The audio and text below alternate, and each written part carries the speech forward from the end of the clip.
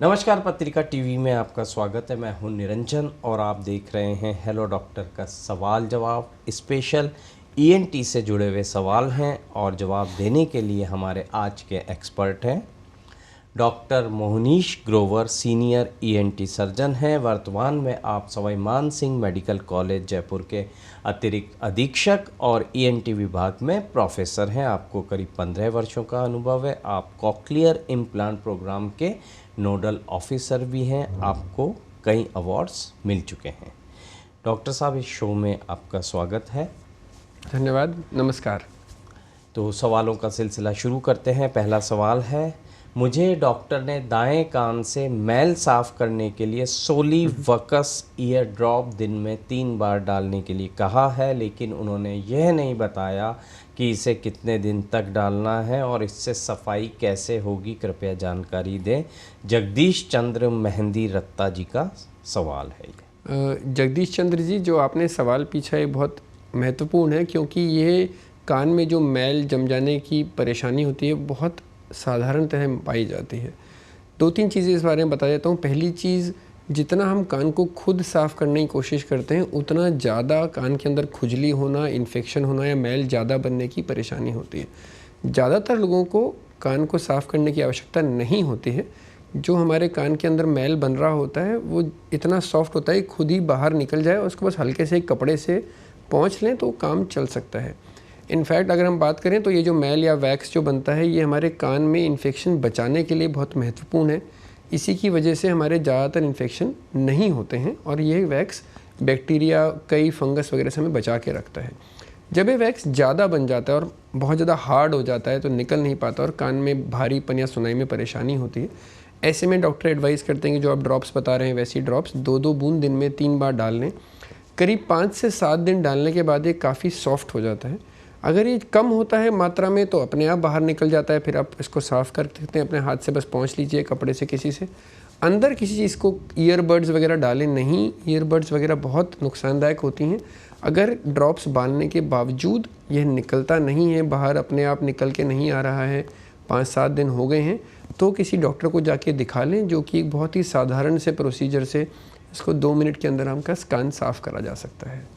अगर आपको ऐसा महसूस होता है कि कान में बार बार खुजली हो रही है तो किसी चीज़ से कान को, जैसे आदत भी हमारी हो जाती है कि ईयरबड्स के द्वारा या कई बार हाथ में पेन आया, कोई भी पेन आया, कोई लकड़ी आई तो हम उससे कान को खुजालते रहते हैं। ऐसा करने पे ये खुजली ज़्यादा बढ़ती है। जैसे अगर हमारे शरीर पे कहीं भी खुजली हो रही है, चाहे हाथ पे या पैर पे, अगर हम यूँ खुजली करते हैं एक बार को उसको आराम मिलता है, पर जो उसकी वजह से खरोंचें आ जाती हैं उसकी वजह से खुजली वापस ज़्यादा होती है।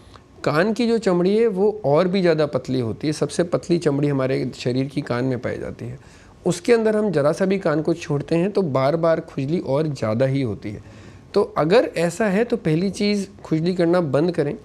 कई ऑइंटमेंट इसके लिए अवेलेबल होते हैं जो क्रीम टाइप के होते हैं, जो कि सूखापन जो होता है कान में उसको हम आराम से बस उंगली पे, छोटी उंगली पे कान पे लगा के हल्का सा दिन में 2-3 बार लगा लें। ऐसा करने से वो खुजली कम भी हो जाएगी और धीरे धीरे अपनी जब कान की चमड़ी है वो पूरी तरह हील हो जाती है, उसके घाव ख़त्म हो जाते हैं तो खुजली कम भी हो जाती है। पर जितना हम उसको किसी चीज़ से छेड़ेंगे, चाहे वो ईयरबड्स हो, चाहे कोई पेन, पेंसिल या कोई भी लकड़ी, किसी भी चीज़ से हम करेंगे तो वो नुकसानदायक है और खुजली ज़्यादा बढ़ेगी ही उससे। बिल्कुल। अगला सवाल है, मेरे कानों में आवाज़ आने की समस्या है, कृपया इसका समाधान बताइए। मीना चौरसिया हैं, 50 वर्ष इनकी उम्र है और जबलपुर से हैं। मीना जी, जो कान में आवाज़ आती है ज़्यादातर वो सीटियों जैसी एक आवाज़ आती है, जिसको हम अगर मेडिकल की भाषा में कहें तो टिनाइटस की आवाज़ होती है। ये ज़्यादातर तब होती है जब आप बहुत ही साइलेंट एरिया में हों, रात को सो रहे हों, सर्दी के दिनों में जब पंखे वगैरह नहीं चल रहे होते, आसपास कोई शोर नहीं है तो वो आवाज़ काफ़ी डिस्टर्ब करती है। अब ये जो कान है, जो आवाज़ें आ रही हैं वो 2 कारणों से हो सकती हैं।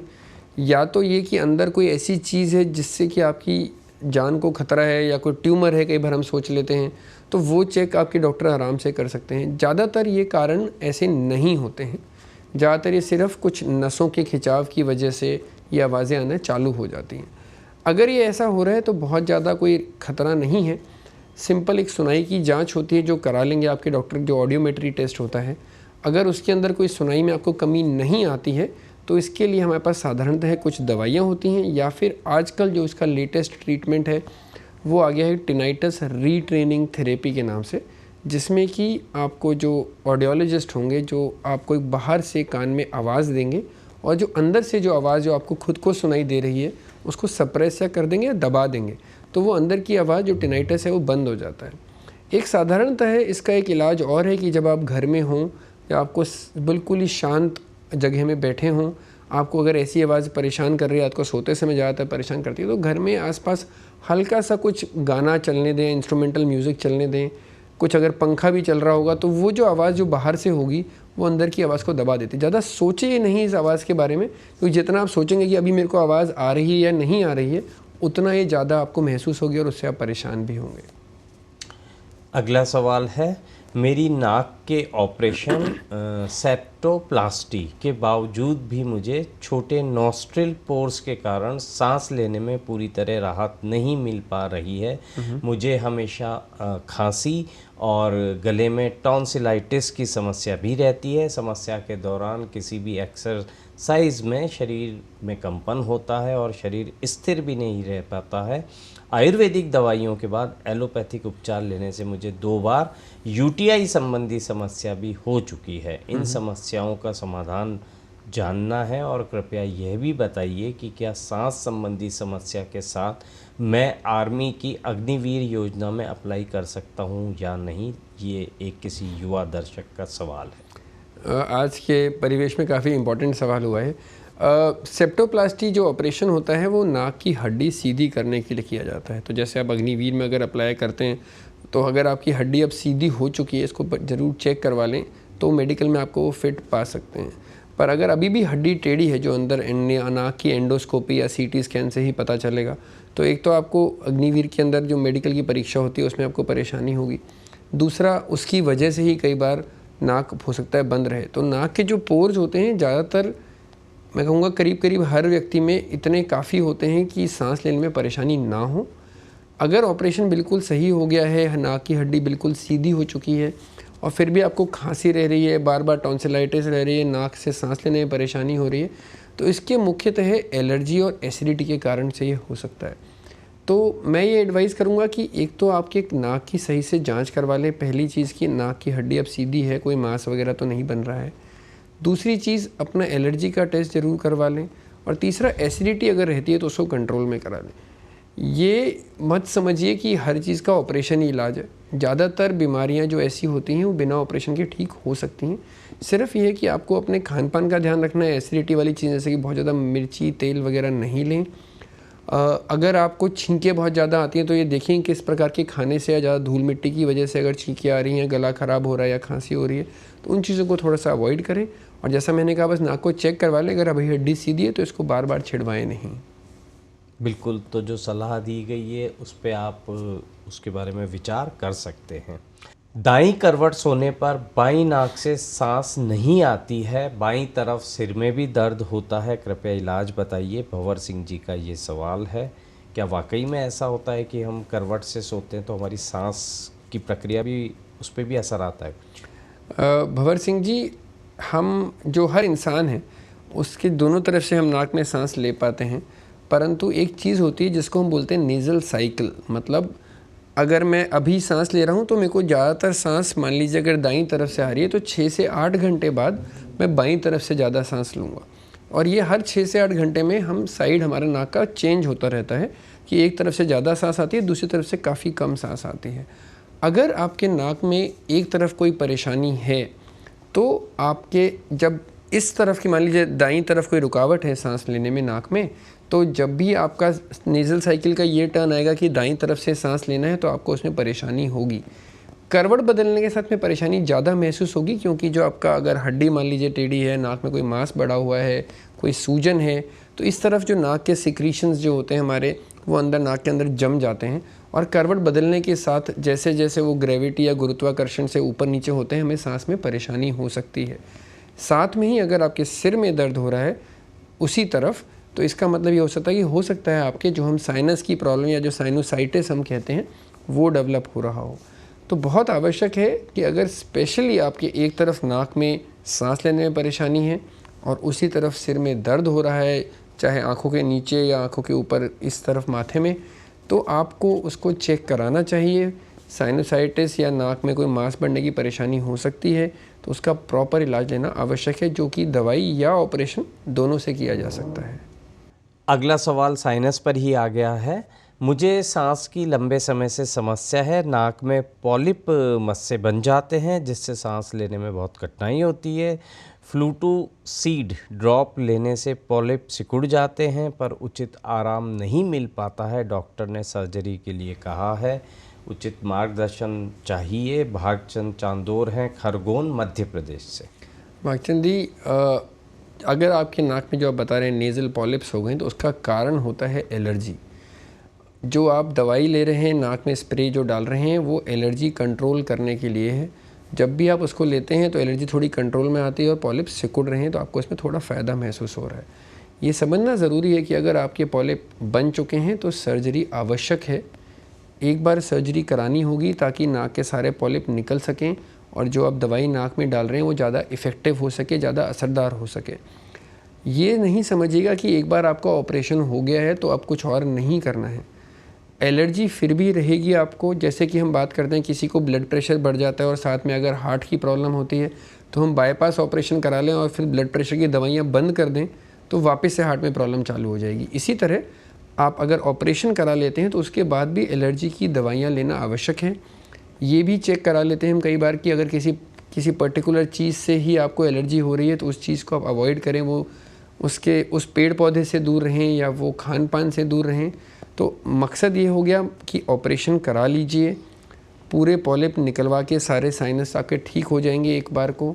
उसके बाद में जो ये स्प्रे आप ले रहे हैं, डिपेंडिंग ऑन कि कितनी आपको एलर्जी है उसके हिसाब से स्प्रे की आवश्यकता पड़ेगी, पर अभी जितनी आवश्यकता पड़ रही है उससे काफ़ी कम पड़ेगी आवश्यकता। तो आवश्यक है ऑपरेशन, साथ में एलर्जी का कंट्रोल और दवाइयाँ एलर्जी की। तो ये तीनों चीज़ें ध्यान रखें ताकि एलर्जी की प्रॉब्लम ना बढ़े, क्योंकि पॉलिप्स अगर धीरे धीरे बढ़ते रहते हैं तो आगे जाके आपकी आँखों पे या दिमाग पे भी प्रेशर का इफ़ेक्ट आ सकता है।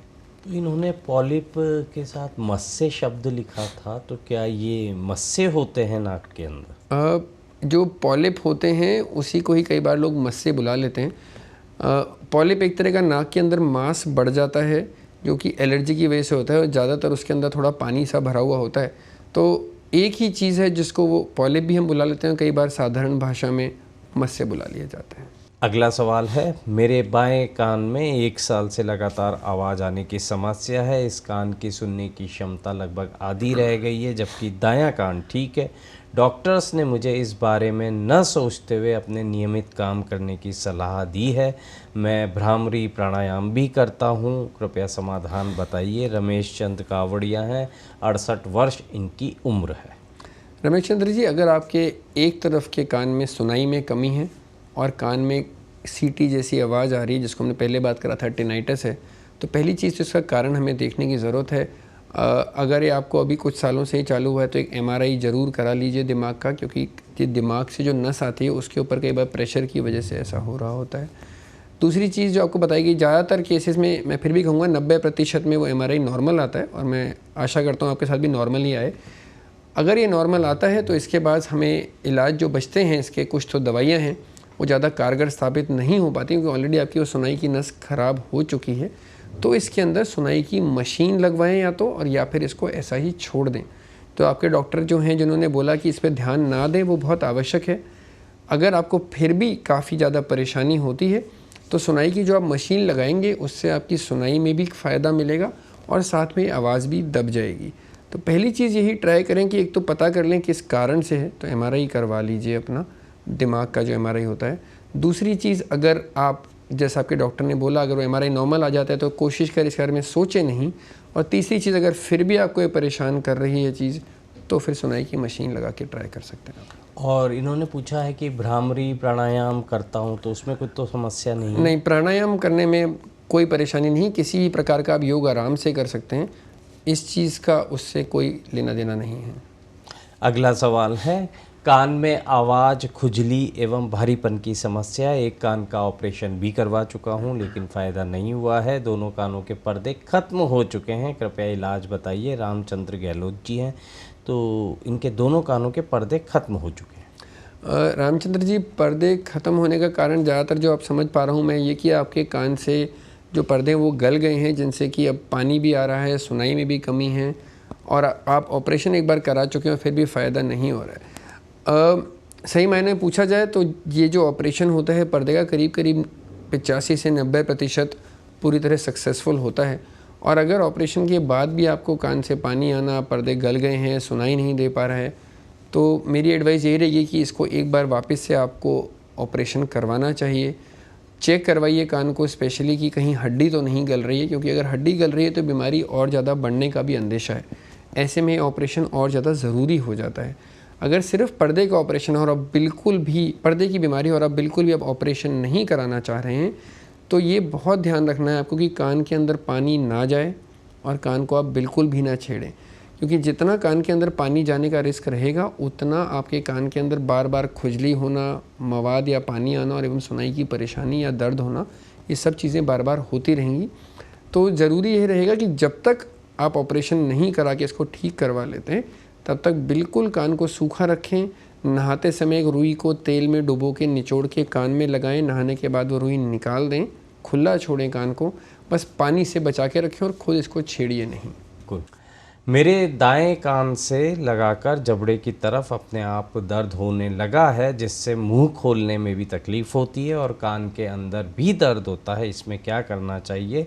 सुमन है राजसमंद से। सुमन जी, इसके दो कारण हो सकते हैं। पहली चीज़ ये दांतों की परेशानी से हो, जो अपना जोड़ होता है जिस पे हमारा जबड़ा हिलता है, जो कान के बिल्कुल आगे होता है, कई बार उसके अंदर परेशानी हो जाती है, तो जो कान में दर्द है वो भी उसी वजह से होता है। तो एक तो अपने डेंटल डॉक्टर को दिखा लीजिए। दूसरी चीज़, अपने कान को चेक कराएं। कान के अंदर कई बार इन्फेक्शन की वजह से ऐसे हो जाते हैं, तो कान को छेड़िए नहीं, कई बार छेड़ने की वजह से हो जाता है। तो दोनों आपको चेकअप करवाने हैं, कान का भी और डेंटल चेकअप भी।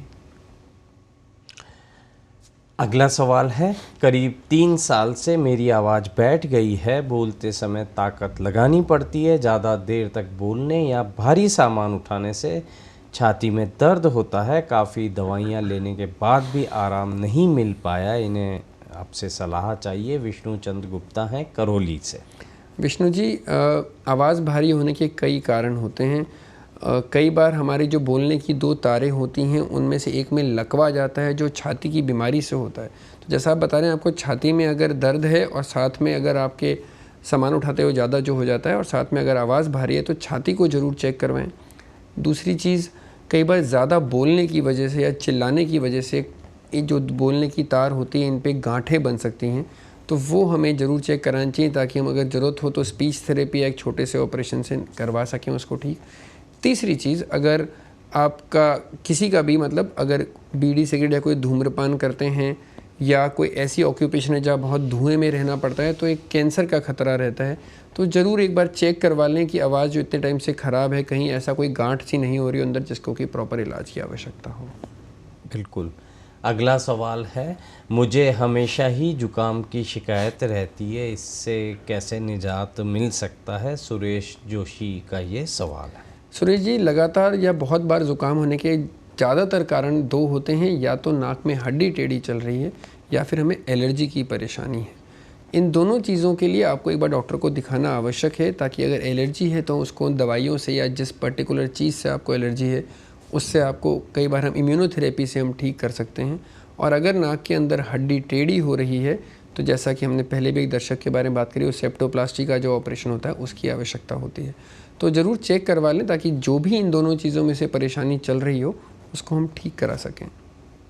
अच्छा, हमारे सवालों के जवाब में एक तो एलर्जी आपने बताया और एक नाक की हड्डी टेढ़ा होना बताया, तो इन दोनों ही चीज़ों को एक आम व्यक्ति कैसे पहचान पाएगा कि उसे एलर्जी हो रही है या उसकी समस्या की वजह नाक टेढ़ी होना है? इसके बारे में अगर हम बात करें तो अगर एलर्जी की परेशानी होगी तो नाक बंद रहना, नाक से पानी आना, छींके ज़्यादा आना, आँखों में खुजली रहना या आँखों से पानी आना, ये चीज़ें साथ में चलती हैं।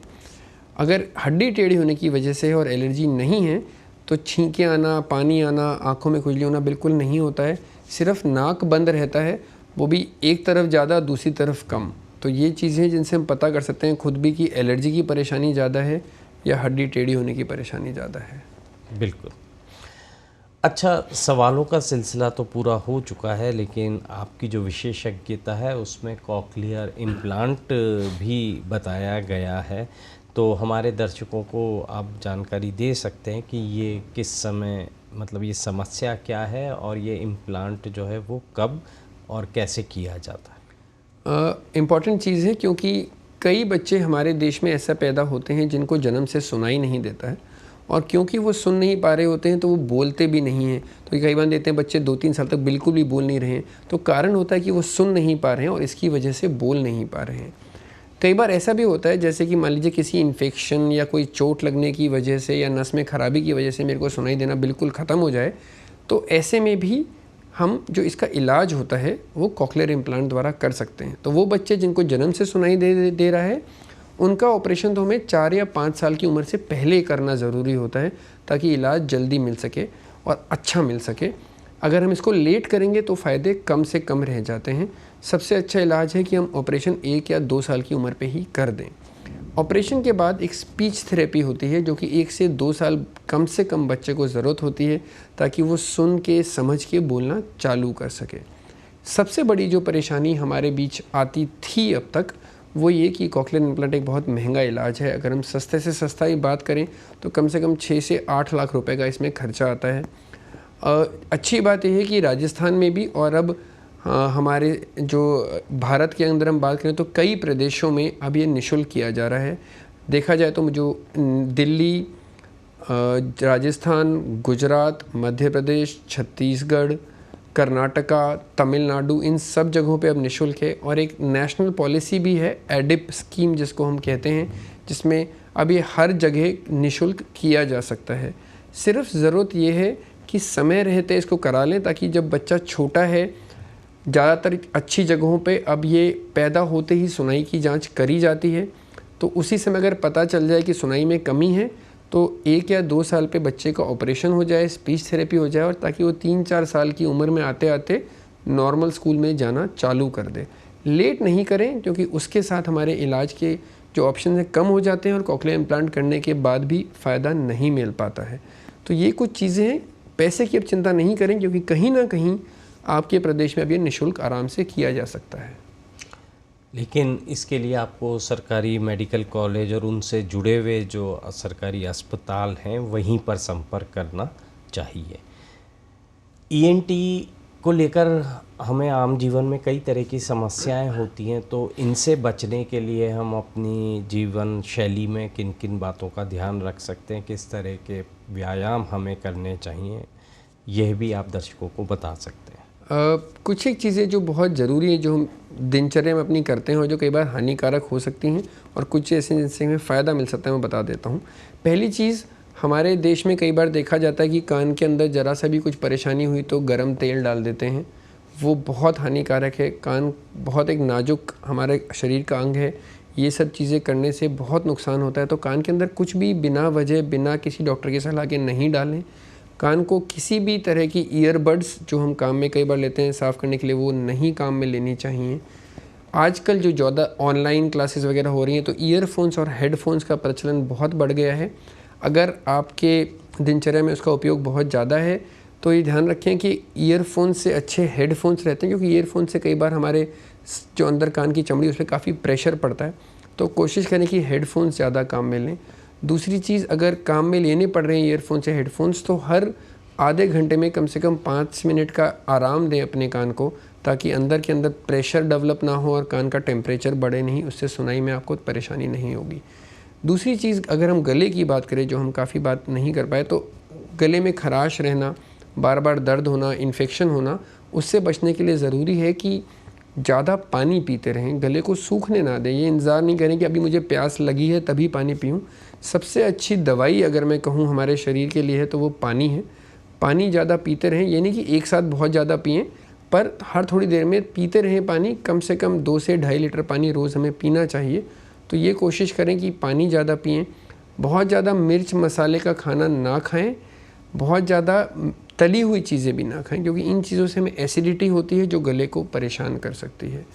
अगर हम नाक की बात करें तो मेजर इंपॉर्टेंट चीज़ हमने बात करी एलर्जी की, तो एक तो जिस चीज़ से कोशिश करें पता कर सकें किस चीज़ से आपको एलर्जी ज़्यादा हो रही है, किसी पेड़ पौधे के पास जाने से या कुछ पर्टिकुलर चीज़ खाने से अगर आपको छींके या पानी आ रहा है तो उस चीज़ से अपने आप को बचा के रखें ताकि वो परेशानी आपको झेलनी ना पड़े।